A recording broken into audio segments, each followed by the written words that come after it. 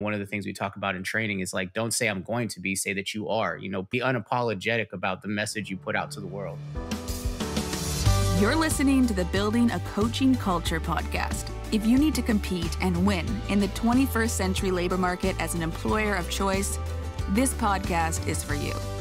Each week, we share leadership development, coaching, and culture development insights from leading experts who are developing world-class cultures in their own organizations.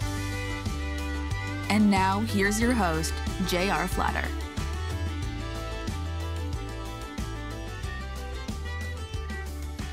Hey everybody, welcome back. It's J.R. Flatter here with my co-host Lucas. Hello. We're here this session with Cameron Macias and our distinguished guest. Hopefully I said your name right, Hola. Cam. We've been practicing it a little bit. We're good. You see, perfect pronunciation. Welcome. So just to remind everybody why we're here and why we've invited Cam. So this podcast is building a coaching culture. And so there are many elements of building a coaching culture: leadership development, coaching accreditation, culture development. How do you build a culture? Cam, we know you're a professional recruiter, so you're going to be especially relevant voice to our audience. So our listeners, just keep in mind who we're reaching out to are leaders of complex organizations that are trying to recruit world-class talent in the 21st century, as we all know, hyper-competitive labor market. So what kind of culture do you need in the 21st century to attract that world-class talent? And who are the leaders of those organizations? And what might we say to them that would be of value as they try to recruit? We got a pretty simple format. First, we're going to ask you to brag about yourself a little bit. We know you're a coach. We know you're a recruiter.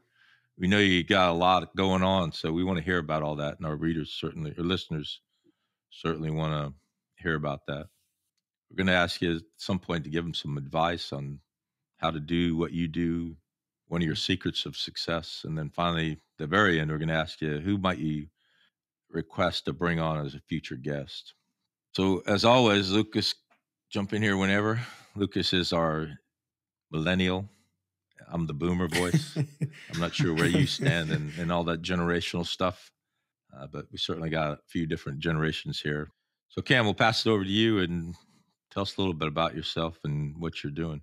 So Cam Macias, everyone just calls me Cam. I am currently 15 years Air Force. I did 13 and a half active. Been in the Air National Guard about 2 years now. I've been a recruiter for about the last 8 years. So originally from California, I was a transportation guy before all that, but crossed into recruiting, haven't looked back. I was an enlisted recruiter. So you're 18-year-olds, college, kids that dropped out of college or finished college, what have you. And then I went on to health professions recruiting. So I recruited doctors, nurses, dentists, all that sort. I tell people, if you asked me a year ago, I would have told you I was going to create my own recruiting business. About 2 years ago, I went really hard into civilian recruiting because I felt like the military could really learn a lot of lessons from them. We were acting very archaic in some of our processes. And that brought me down the road of like, oh, I could totally be a civilian recruiter. Like I want to open up my own agency, be an independent contractor, all those types of things. So I made a lot of connections. I learned how to use LinkedIn. That's where I dove a lot into social media, how to market yourself, how to talk to the right people and things of that nature. That's when I got introduced to Calendly, which can be fun and not fun at the same time, but it changed my life in recruiting because, as especially being management, things like that, is your schedule becomes your guide, right? And in recruiting, we say the same thing is, work your schedule. Don't let your schedule work you. And I wasn't always the best at that originally because I hate writing things down. And that's what they gave us. I showed up to recruiting duty. They gave me a book that said, here's your planning guide. This is your Bible. You leave nowhere without it. And Calendly really shaped me because I could send, links to people. It created, events, all those types of things. And that really started to set me apart in the recruiting world. And it made me a lot more efficient to learn a lot more things. But then I crossed over to the Air National Guard after about 2 years of health professions recruiting. Pandemic hit. Once set me up realistically because when I got here, a lot of people didn't know how to operate virtually. But I was already doing it because as a health professions recruiter, I covered 4 geographic states. I can't meet everybody in person. It's impossible. And so I actually helped write or do the procedure for the Air National Guard when it came to doing virtual enlistments. Nobody knew how to do it. And I was like, you just use Zoom. And they're like, no, that's against regulation. And I was like, no, it's not. If you read the regulation, it just says you have to have a flag. And realistically, that could be a picture of a Mm-hmm. flag you hold up behind you. It could be a virtual background, whatever. And so that paved the way for that. And so then I started diving into recruiting. I built my own agency, did the LLC, all that stuff. And realistically, kind of had like a little crisis in my life. Personally, a lot happened. Ended up going through a divorce, but it was a huge transition as far as me deciding what I really wanted to do when I retire in 4.5 years. And that's when coaching fell into my lap. I was doing a lot of work with Todd Simmons on CLA. And I had a professional coach, and he had told me to get into coaching, but I was a little reluctant. And I got a thing from CLA that said, hey, we're doing, Flatter's doing this, and they would love to have our type of people. Took the leap and haven't looked back. And that was about 6 months ago. And so now I want to be a coach rather than a recruiter, because realistically, I always like the people. I hate paperwork. I hate the hard conversations of, sorry, I know you've submitted 30 applications, but you didn't get any of the jobs. I am much more about how can people help people, and how can I bring my experience, but also just, as we know as a coach, is to invoke awareness. Like, how can I help people talk through problems Mm-hmm. and help themselves? So, yeah. And so then here I am. I also have a podcast, so I use that as a platform too. And there you go. Yeah, any number of things that you've just mentioned are of great interest. The one I'm going to jump into first, if you don't mind, is one of the things we talk about a lot in the 21st century is the intersection of personal and professional. And you've already brought that into our conversation. So in your coaching and your recruiting, talk to us about that intersection. Where is it for you in your mind? So recruiting I've always operated on what's not only best for the organization, but what's best for the person. And so people thought it was crazy, because I was very much that person as a recruiter that if it wasn't the best decision for somebody, I would tell them to walk away. I've done it in front of my flight chiefs and other things like that. I've been like, you know what, man, I don't think the Air Force, honestly, is in your best interest. I think you got a good thing going. Keep your current path. I think you'll be just fine. And people thought it was ludicrous. And I didn't, because I'm like, wasn't that what I'm supposed to be doing? Like, I'm not just supposed to recruit every single body that I can. Like, realistically, we're supposed to recruit, the most agile, smartest, people that can benefit from what we're doing. And that served me very well. It obviously created a lot of trust in my community, the people that I dealt with. To this day, I have people who contact me and say, hey, my little brother's joining. You're the only person I want them to talk to. Hey, I have my old commanders who call me and say, hey, this happened with the recruiter, but you're the only person I really trust. Can you give me some background on this? And that gave me a really big sense of purpose, because that's why I love recruiting so much. And now I've taken, that want to help people as my purpose, and bringing that into my coaching journey, because that's realistically what it was all about in the first place. And if I don't feel like I have a purpose in what I'm doing, I'm miserable. Mm-hmm. It's just who I am. If I feel like my senior leaders aren't supporting me, then I lose a lot of motivation. So, as we all know, a lot of what we do professionally is very tied into how we feel personally, because purpose is something that we all need. It's Maslow's hierarchy of needs, Yeah. Yeah. We talk about them being so intertwined that it's almost foolish to try to separate them. They're so interwoven. So a lot of people that are listening are trying to figure out how to recruit. So there's technical skills, there's cognitive skills, there's emotional intelligence skills. Could you talk us through each one of those? How do you build a funnel? So that'd be a technical piece, I guess. Cognitive would be, how do you sort the funnel, because it's gigantic and it comes down very narrow, very quick. And then emotionally, how do you create that connection? So, I mean, technically, so that's the technical portion of it, as far as, I would say building the funnel. A lot of those are intertwined, because as much as people don't want to, they shy away from social media, or I don't know how to do this, or I don't know how to do that, it's 2022. I mean, there's so many tools. I mean, I say that to people all the time. When I was a recruiter, I used to have a whiteboard behind me that said, Google it. And so when people ask me really simple questions like, how much will I get paid while I'm in the military? I'd be like, there's this, you can just Google it, bro. Like, this is the time to ask like specific questions, like, what is the job process like in the recruiting? What are my healthcare benefits? Bro, you can Google it. Parents loved it. I mean, they were just like, that's amazing. Make them work for it.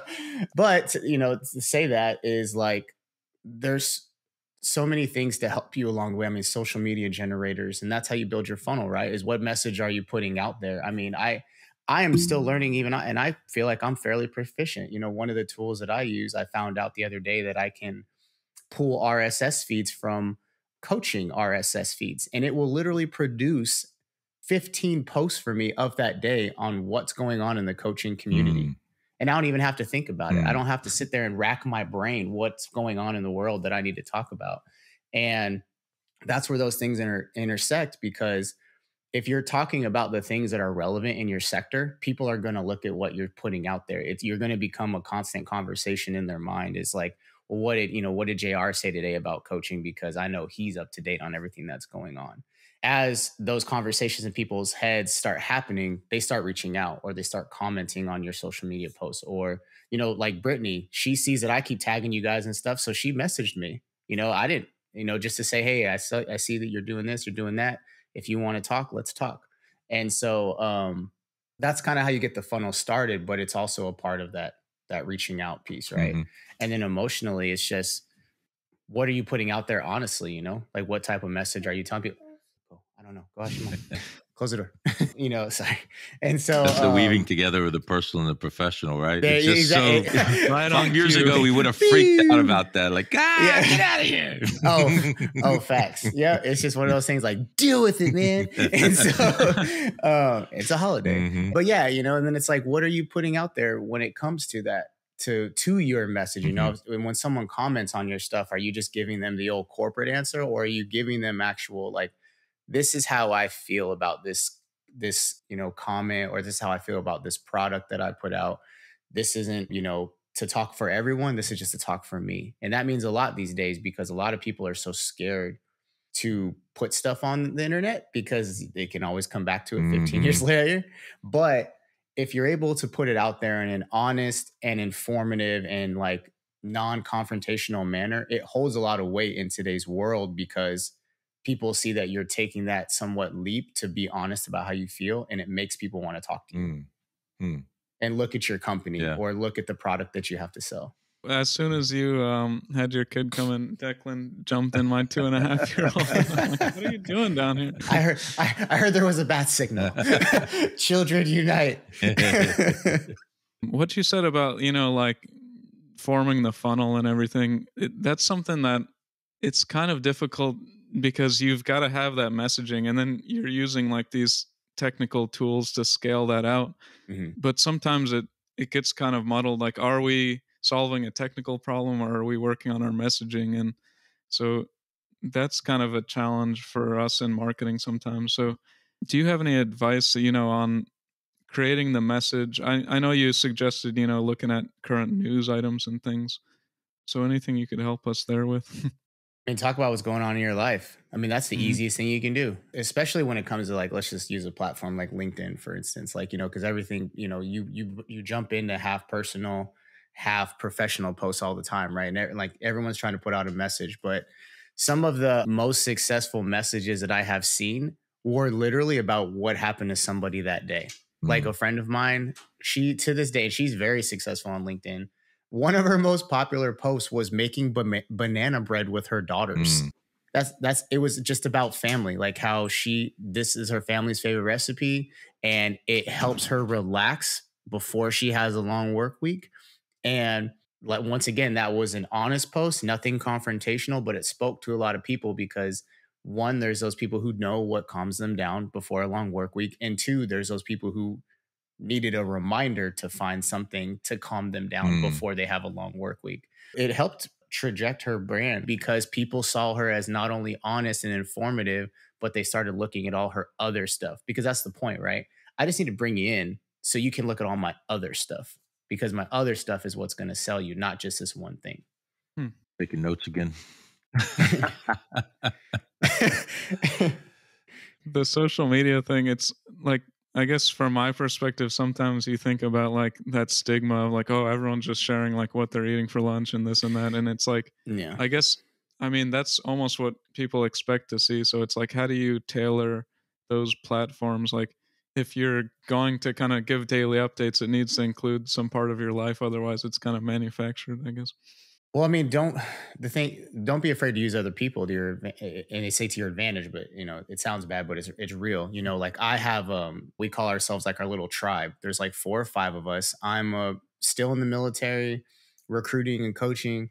Another guy is a prior Marine who now, went on a transition journey from recruiting in the Marines to now recruiting for a sales point company. Nadia is a mill spouse, but she's an HR director. Another guy, Scott, he is a career advisor at Scott Air Force Base who was prior Navy. I mean, we use each other by putting a post and then we ask, well, what do you guys think about it?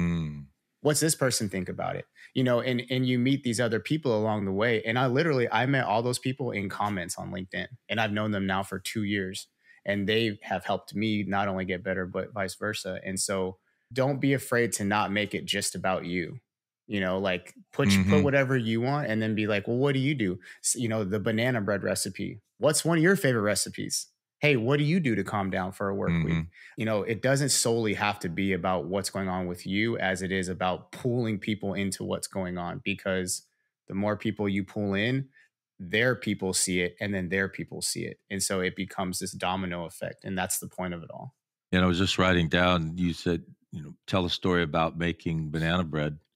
If I'm a leader of a complex organization and I'm trying to attract the attention of world-class talent, I should start telling stories about leadership. I should start telling stories about coaching. I should start telling stories about my culture.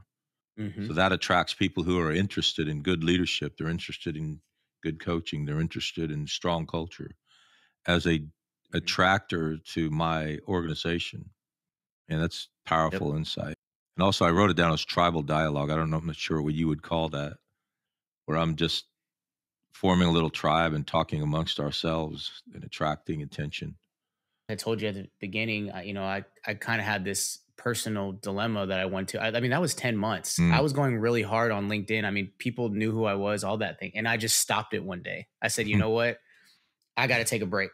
I got to figure out my life. I need to take an in-depth look at what my purpose is, all those things.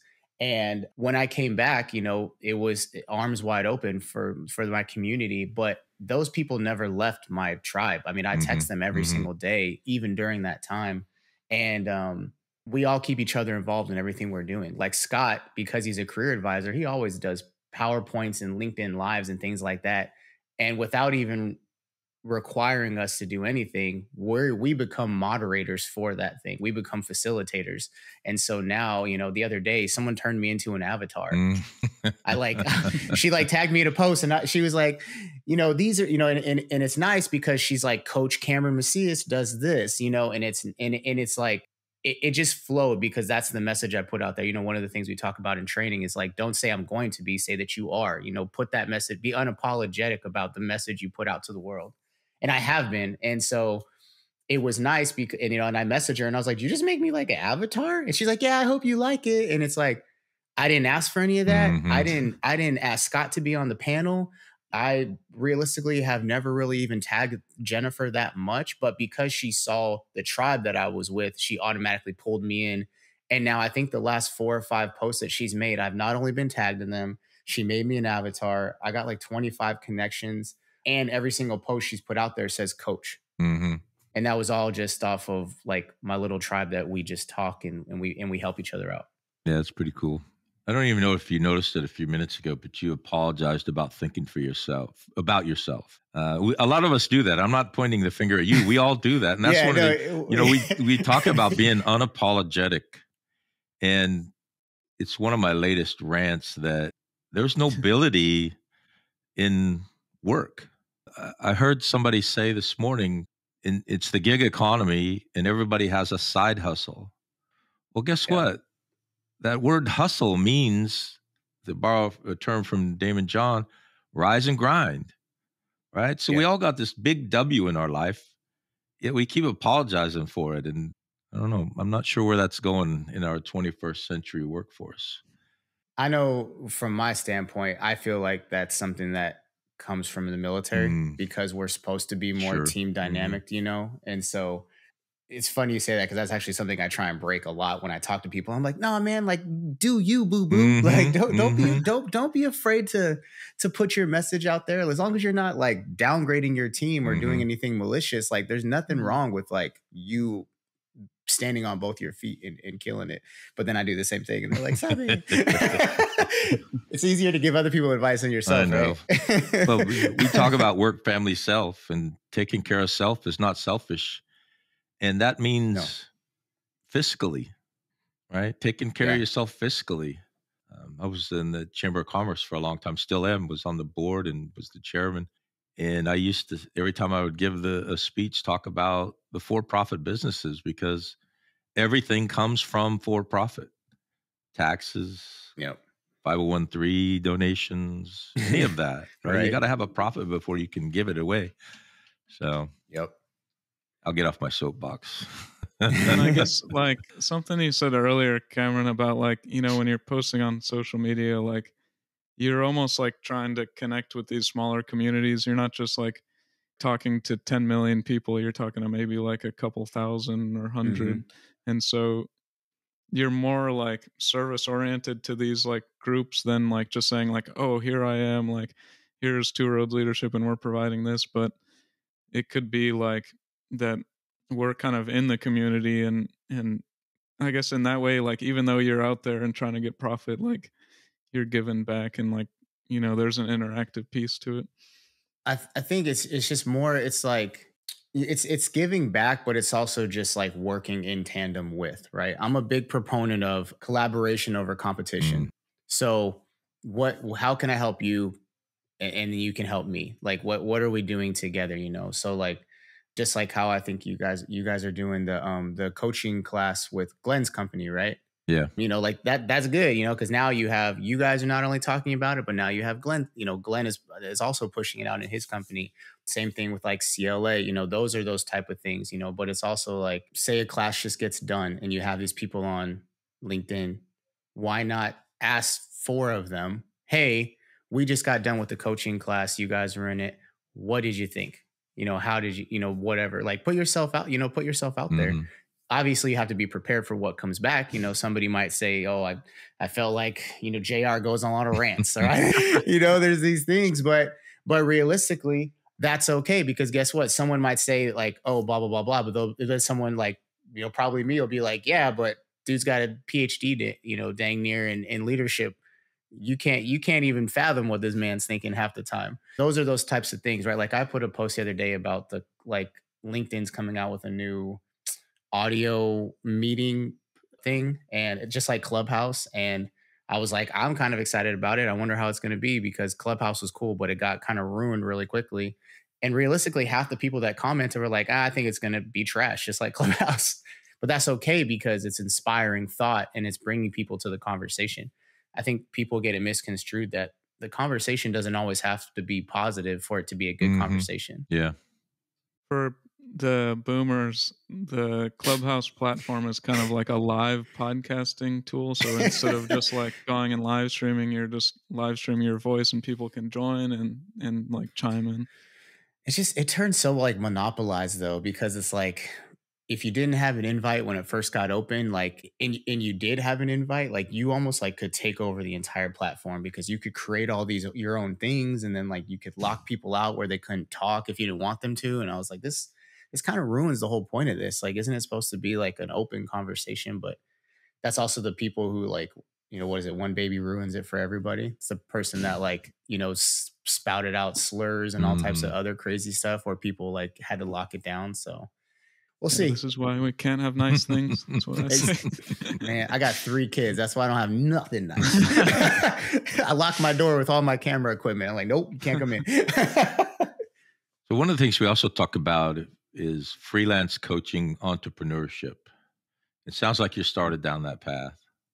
Talk to us a little bit about the freelance market. I'm not sure if you have an Upwork account or where you're selling yourself or your skills through.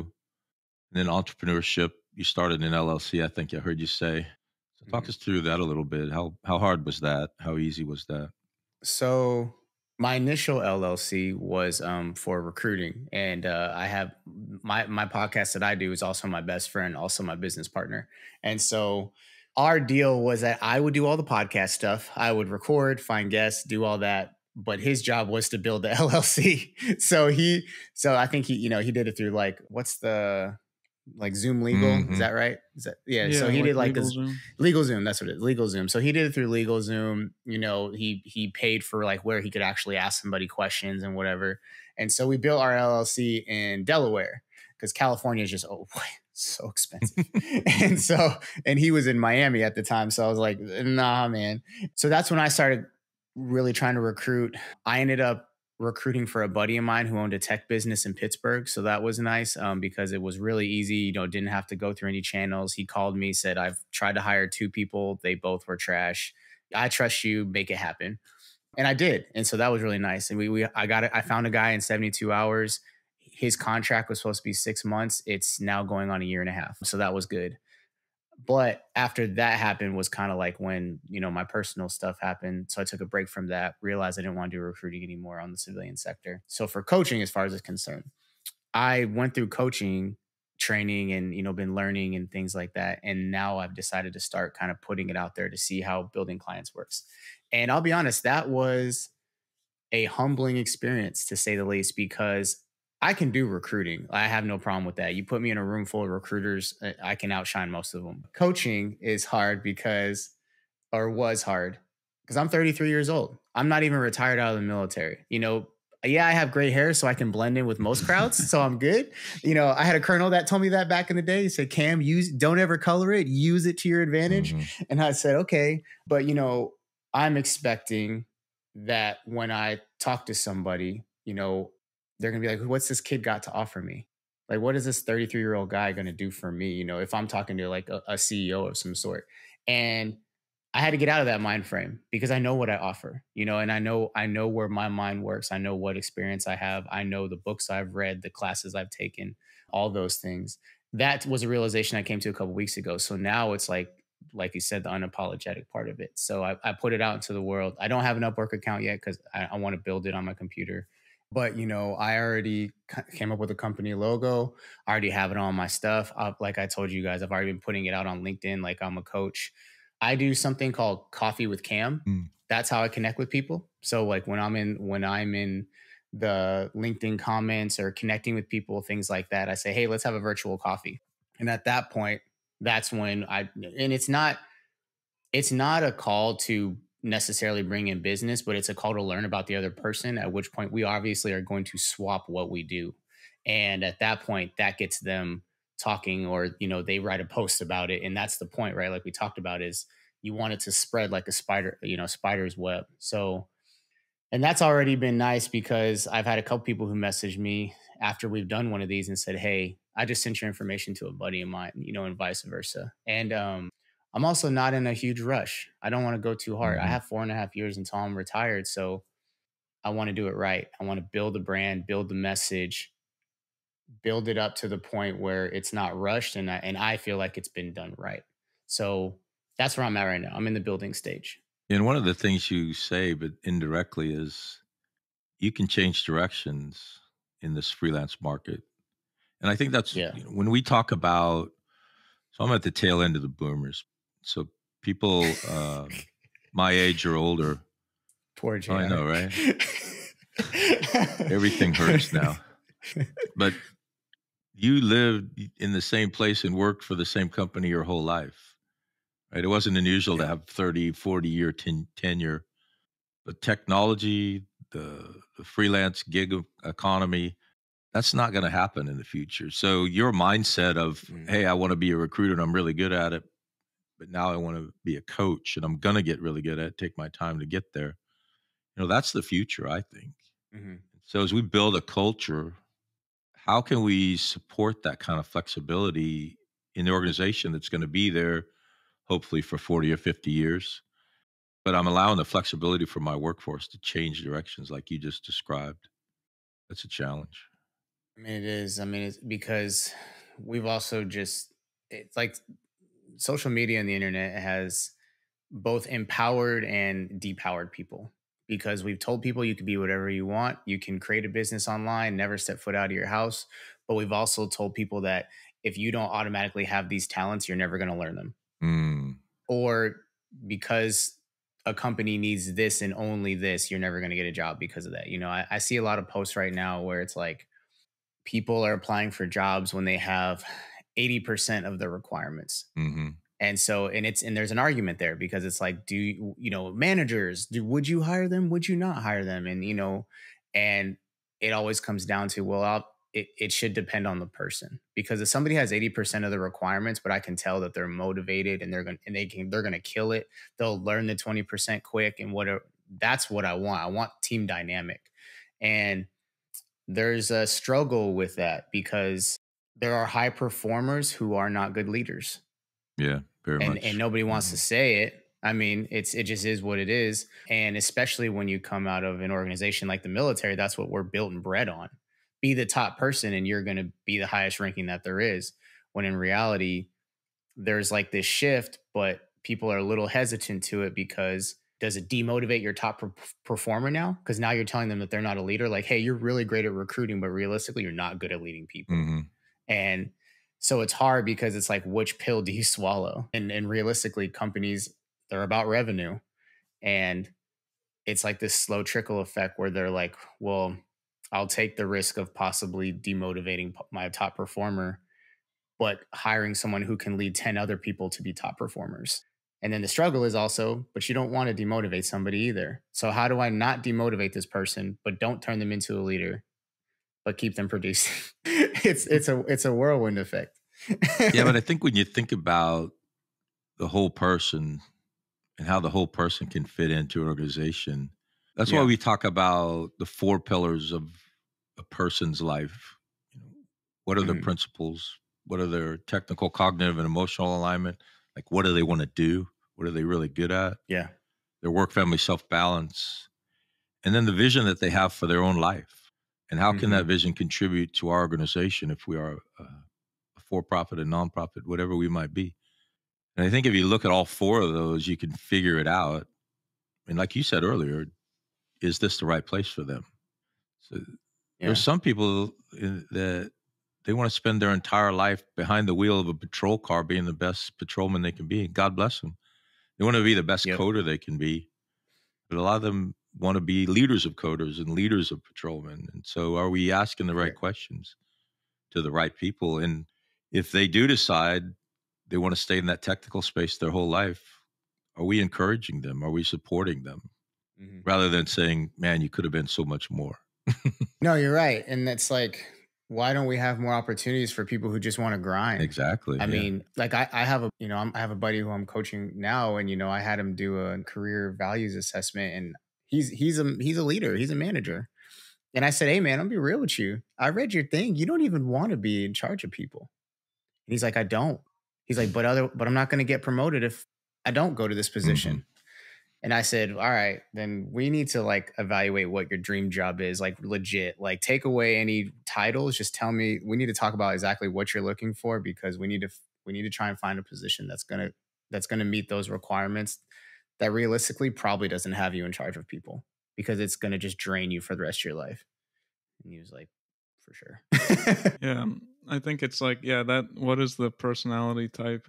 But also like earlier you hit on something where it's like, the gig economy says like, go out and grind. And these are like opportunities for success. But a lot of times it doesn't emphasize that like you have to gain these skills and like nurture your skills and like become really proficient at something in order to like go and enter that market. Otherwise it's kind of like a snake oil or like get rich quick. It's like it needs to be paired with the does the world want or need skills. this? Correct. One of the hardest things I had to do building my coaching was deciding what I wanted to focus on, because because it's the same thing, right? Because then it requires a little bit of specialty at that point. It's saying I won't touch any of those things, and I'm only going to touch these things, and that can be hard because it's scary. Yeah. You're like, okay, like these are the things I know, but one of the things that I learned, as I'm, like you said, building my expertise is what's my story. And realistically, most coaches take what their story is and that's what they're going to coach about because that's where they've bred the most experience in that environment. If you went through divorce and things like that, you might be a divorce coach. If you were in the military and you're a leader, you might be a leadership coach. I'm a recruiter, so I can help coach sales teams and recruiting teams because I have that experience. So, but that was hard. I'll be honest. It was like, it's a little scary. It's like, okay, now I'm like dedicating myself to this thing, but it was also like a necessary step confidence wise, because then it also made me recognize, well, these are the things I'm really good at, but I also have to hone them, like you said. So you got to read the books, you got to be better, you got to connect with other coaches in your same realm, you got to join chapters of the ICF in your local city, all those things. It's not easy, but it's also not hard if you really enjoy it. Yeah. Yeah. You're talking about everything you say yes to, you've closed 10 other doors. And that's the scary part. Because when you're when you're new in business, or even if you've been in business a long time and you're trying to figure out how to break out of a slump, the world is your oyster, right? All this opportunity walks in front of your desk all day, every day. And we just celebrated our 20th birthday last month, and we've had this challenge many, many times. You got to say no to 1,000 things to say yes to one. That's tough. Mm-hmm. Being disciplined, and some shiny object floats into the room and you got to say no to it or hand it off to somebody else, right? You talked about Glenn in Australia. I would love to work the Australian market, and we have been working it for a long time.